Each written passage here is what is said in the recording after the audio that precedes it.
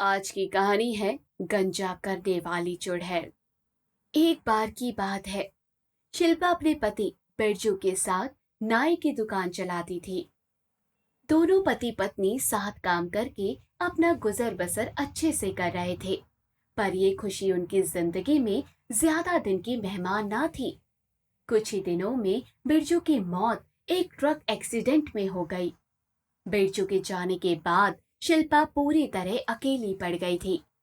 और तो और उसका घर चलाना अब काफी मुश्किल हो गया था, जिसके कारण शिल्पा सेठ मोहन लाल से कुछ पैसे उधार ले लेती है। धीरे धीरे शिल्पा का कर्ज बहुत ज्यादा बढ़ जाता है। इस बात का फायदा उठाने के लिए अब तो आए दिन मोहन लाल शिल्पा के घर पैसे मांगने आ जाया करता था। एक दिन मोहन लाल फिर से शिल्पा के घर पहुंचा। अरे शिल्पा। सेठ जी, अभी मेरे पास जरा भी पैसे नहीं है। मैं जल्द से जल्द आपके पैसे लौटा दूंगी। अरे मैं यहाँ पैसे लेने नहीं आया हूँ, पर अगर तुम चाहो तो मैं तुम्हारा कर्ज माफ कर सकता हूँ।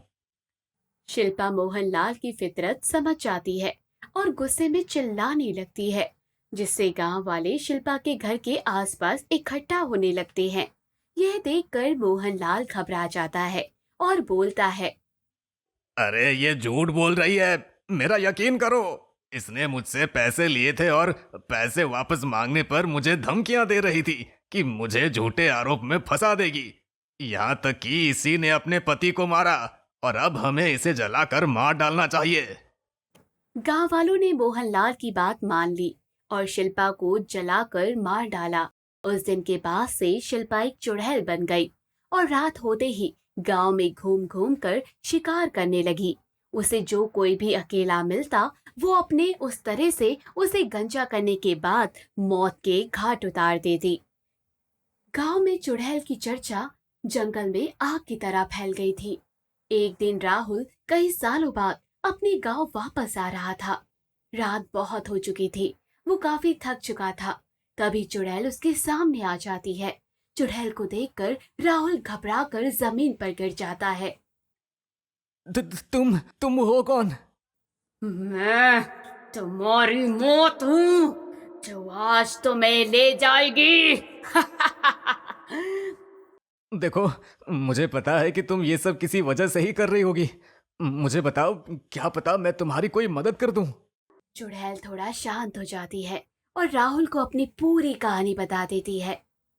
जब तुम सबको मार सकती हो तो मोहनलाल को अब तक क्यों नहीं मारा?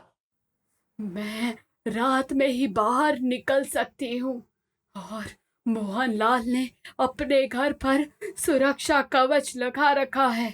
वो तो रात में घर के बाहर भी नहीं आता। मैं तो बस मौका ढूंढ रही हूँ उससे बदला लेने का। अगर मैं तुम्हारी मदद करूं तो तुम आजाद हो जाओगी। पर तुम मेरी मदद कैसे करोगे? राहुल चुड़ैल को पूरा प्लान समझाता है और मोहनलाल के घर चला जाता है। घर के बाहर पहुंचकर राहुल जोर जोर से मोहनलाल को पुकारने लगता है। आवाज सुनकर मोहनलाल खिड़की से बाहर देखते हुए कहता है। अरे क्या है भाई, क्यों इतनी रात में चिल्ला रहे हो?